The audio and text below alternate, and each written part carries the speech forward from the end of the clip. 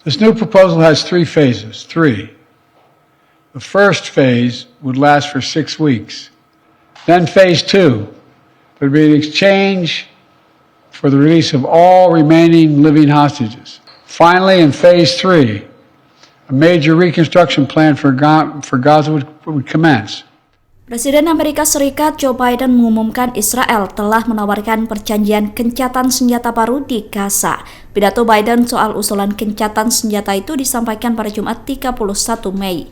Biden menyebut proposal gencatan senjata itu bertujuan untuk mengakhiri perang.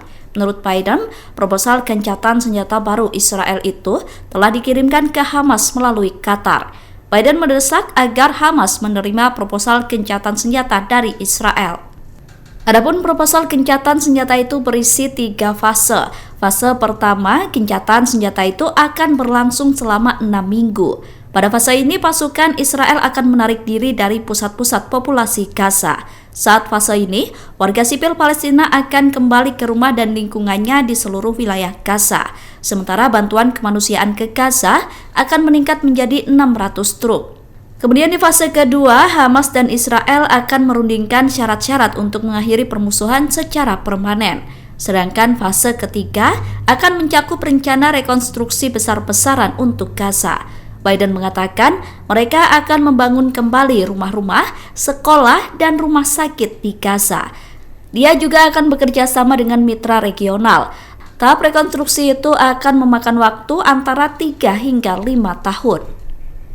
This new proposal has 3 phases. The first phase would last for 6 weeks.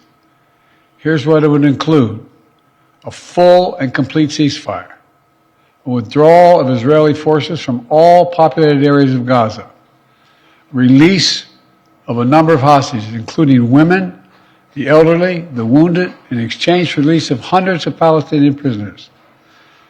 There are American hostages who would be released at this stage, and we want them home. Then phase 2 would be an exchange for the release of all remaining living hostages, including male soldiers.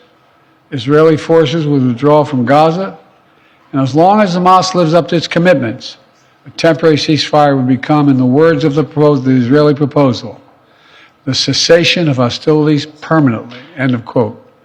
Finally, in phase 3, a major reconstruction plan for Gaza would commence, and any final remains of hostages who've been killed would be returned to their families. That's the offer that's now on the table, and what we've been asking for. It's what we need. The people of Israel should know they can make this offer without any further risk to their own security because they've devastated Hamas forces over the past 8 months. Download Tribun X sekarang, menghadirkan lokal menjadi Indonesia.